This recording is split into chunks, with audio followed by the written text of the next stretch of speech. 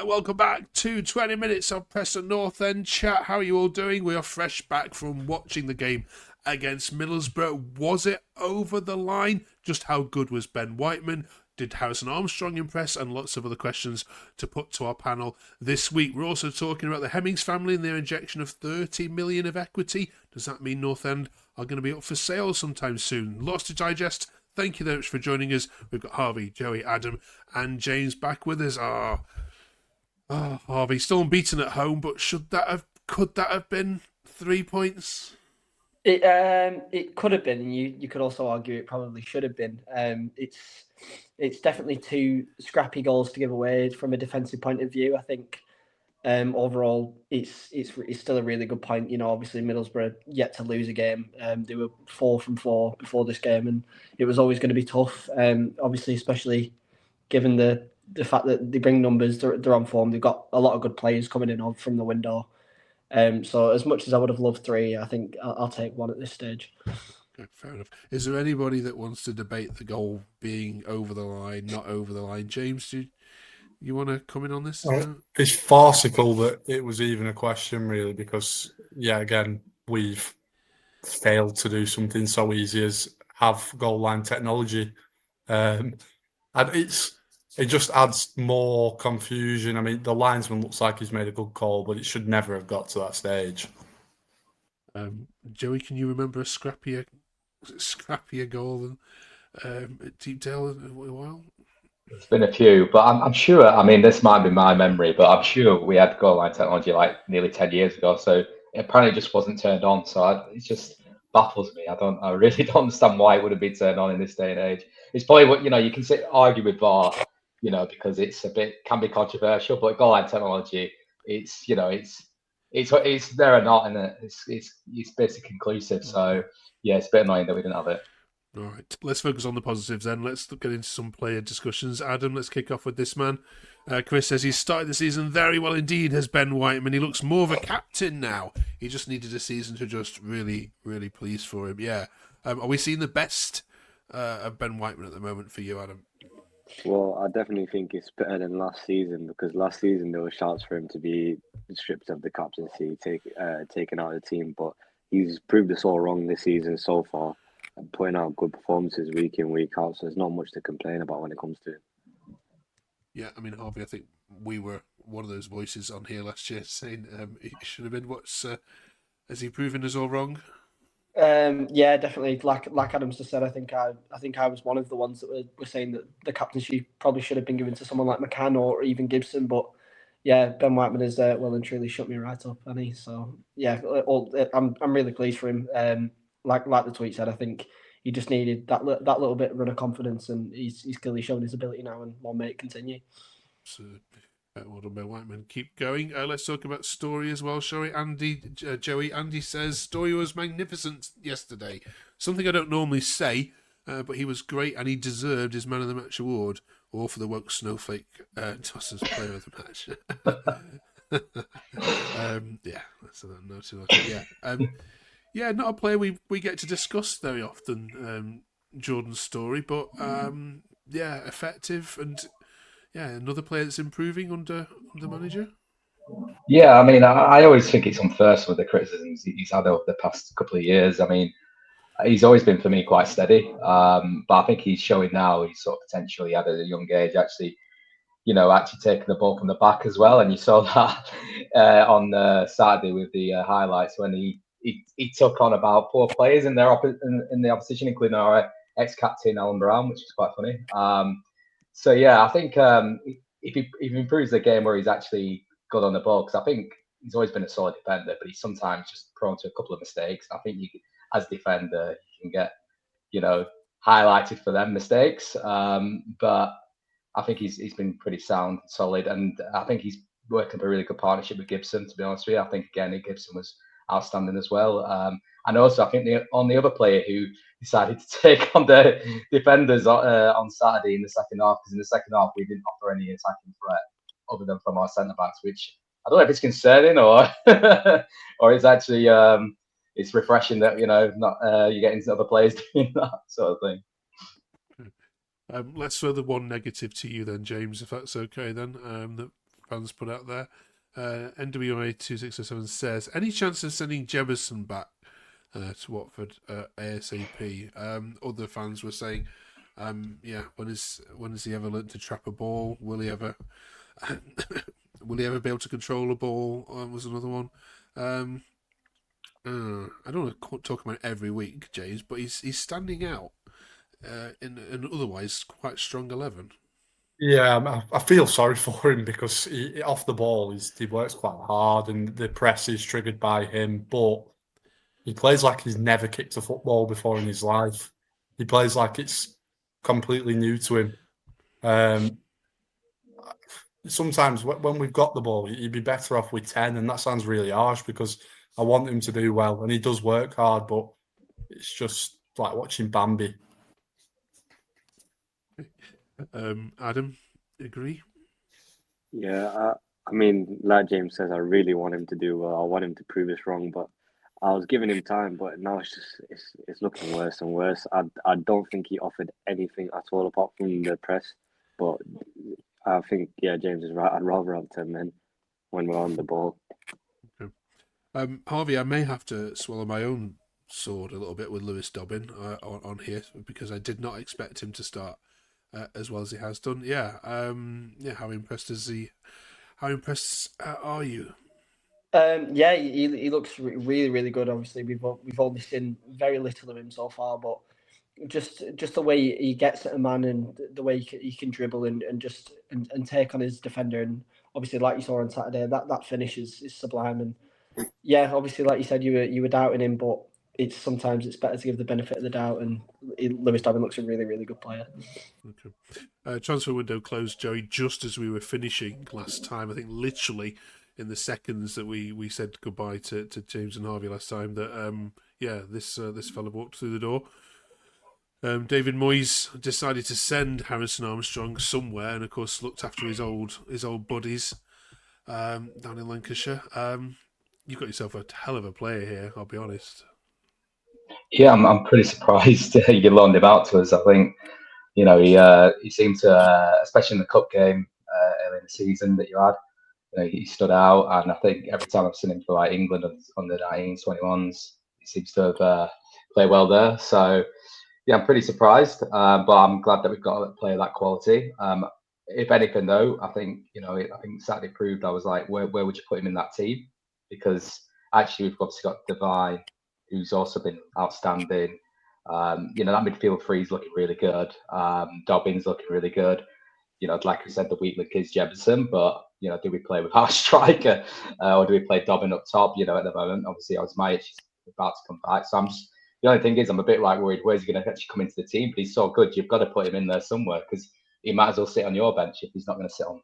If he's just going to sit on ours. So that's the only thing I'm thinking is that actually should we have prioritised a different position? But then when a player of that quality comes along, you're not going to say no to it. So I'm looking forward to seeing more of him, and hopefully, he said that he's going to try and put more like goals and assist into his game, which he has started to do recently. So hopefully we see that and see.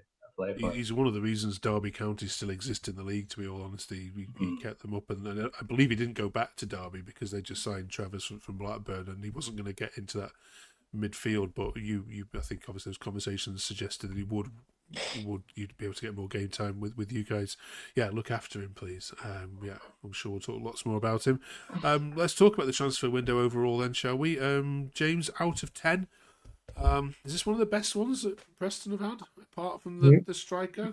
Not really, because of the glaring, obvious miss that we didn't do. I'd give it a 6 or a 7. We signed a lot of capable players, but like I said before, Osmajic is unreliable to ever be playing a consistent amount of games, and we didn't address the fact that we need a goal scorer, so deflated as per.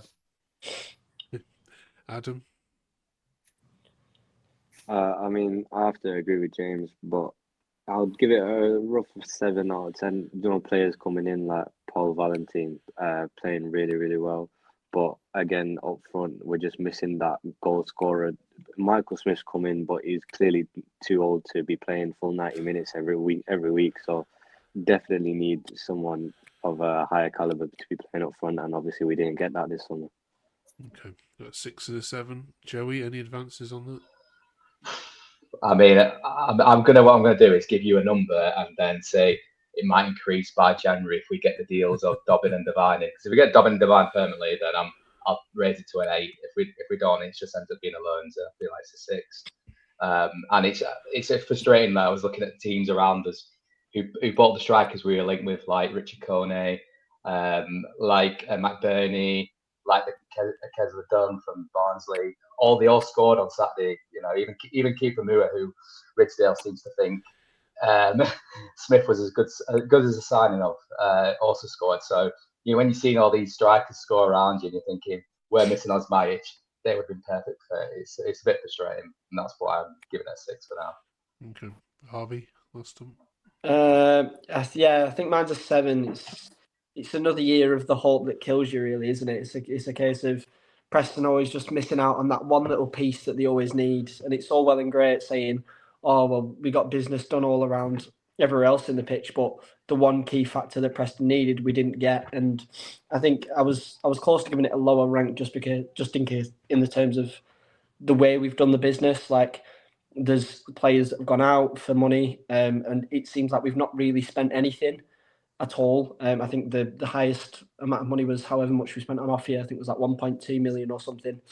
And then it's just frustrating when you hear like Ridgedale coming out before the summer saying, "Oh, we're gonna have the best summer ever because there's no financial fair play rules, etc." And we don't go and spend money on anyone. So just a 7 for me. Okay.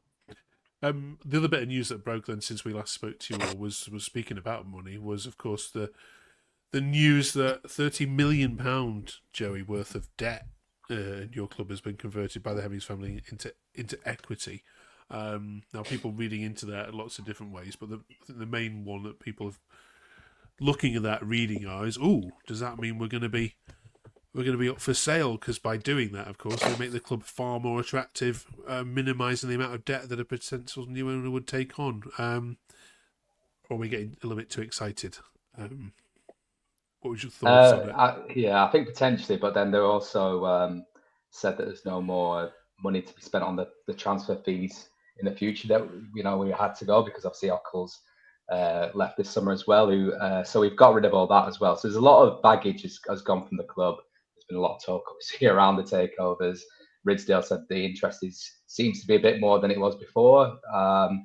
So I think we can get our hopes up, but at the moment, I think we're just gonna have to wait and see. I think one thing we're quite good at is keeping everything quite hush hush, and you only really find out quite late. So some things could be going behind the scenes we won't know about. So I'm hopeful, but also realistic. But when you look down the road, James, at the chicken owned millionaires of Rovers and look at even further afield at Wednesday and what on earth's going on there, do you have to be thankful that you've got a family that looks after Preston in the way they do? Thankful for what though? They're a football club owners. It's the bare minimum to keep the club afloat. We all spend all of our money. The prices are rising and everything else. Yet we're spending money like we're in the noughties, and it's depressing. They're not transparent in anything they do. You never hear anything out of them. They lie. They say they're going to put this in, that in. So no, I don't. We're all in football. We all love football because we want to see our team win. They just don't care whether we win. They just want to keep us afloat, do the bare minimum, and think everyone should be really grateful for it. So no patience with them. The sooner they sell, the better. Harvey. James has hit the nail on the head. I'm getting quite frustrated with so many P&E fans saying the Hemmings family deserve credit for doing their own job. If you decide as a family you're going to own a football club, it is your job to keep them afloat. So why are we praising you for it? Do you know what I mean? It just doesn't make any sense. If you want to put yourself in that position in that kind of business when you know it results in that amount of money, why do you want praising for doing it? I don't understand it. But James has hit the nail on the head. There's absolutely no ambition. They just want to chuck the money in every year and say that they're doing a job well done for keeping us afloat, and it's just not getting us anywhere. Adam, You'll be a bit nicer, won't you? Well, I'd probably say that, in the words of a famous YouTube man, it's time to go, because like, honestly, like, we're just stuck in the same position all the time, and if there's obviously clearly something wrong, and I do think that we need to spend more money. I think if new owners come in, maybe it's possible for us to spend that little bit more money and get us over the line, maybe in a few years. Okay, all right. Joey, are these three being a bit harsh? I mean, no disrespect to your age here. You've got three very, very young and passionate fans who want to see the best for their club. But yeah, I mean, I can understand the frustrations. I think it's just the same every year. You get the same story from them. So people, it doesn't matter how young you are, you sort of get used to that narrative that they sort of feed. And I think if you're a bit more, as I think James said, we're a bit more transparent about what they were doing, then I think the fans could understand it. But they keep getting your hopes up, and then just go back to type. And I think that's frustrating. But I think one thing I would say is definitely, I think between Ridsdale actually and which I'll give them credit for, and Heckingbottom, they've done a really good job of actually doing well with the very, very small budget they have. But that makes it even more frustrating because you're like, we're not asking for the worldie, we're not asking for Wrexham type of money, we're not asking for Birmingham type of money. We're talking a few £1 million more with what we could do, what we did with less than 2 million. We could do really well with that. So that's, I think, the more frustrating thing is we're not actually asking for too much. We're just wanting a tiny bit more to get us push us to that next level. Okay. Right then, Derby County this weekend. Then James, almost like playing Blackburn themselves, given that half their squad is Rovers. How do you see this one going? It could be a really tough game. They got a really good result at West Brom after a poor start, but we never do well at Derby. So if we can escape with a point, I'll be happy because we never do well there.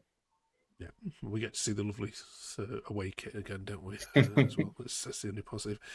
Right, now a scenario for you here, all of you. It is Sheffield United away in April. It's a scorching hot day.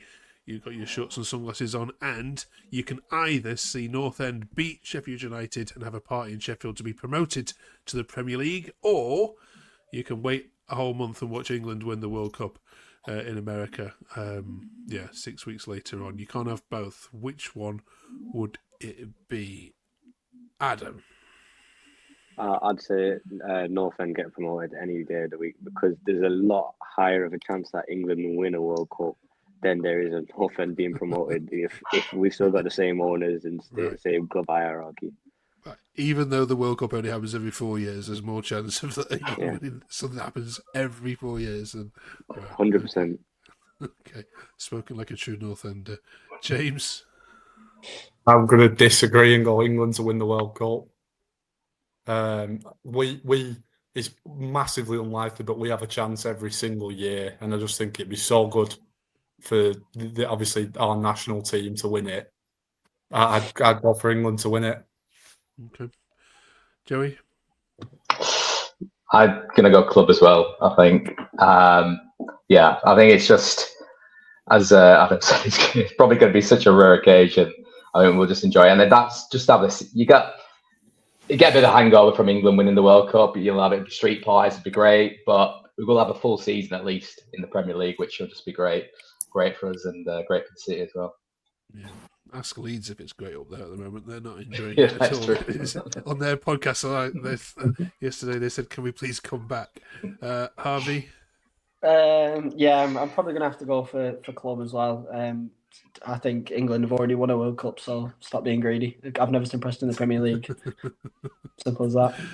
Okay, I fear, James, you're going to get a few comments maybe on that choice as well. Right, if you just come across the channel, let us know your thoughts on that in the comments, and also do drop us a quick subscribe as well. Great to have you on board with us. Right, join us next week then as we, of course, review that Derby County result, and we'll get more chat as we look ahead to the final next couple of games in September. Thanks so much, fellas. Enjoy your trip to Pride Park. We'll see you in 7 days' time. Thanks for watching. Thank you.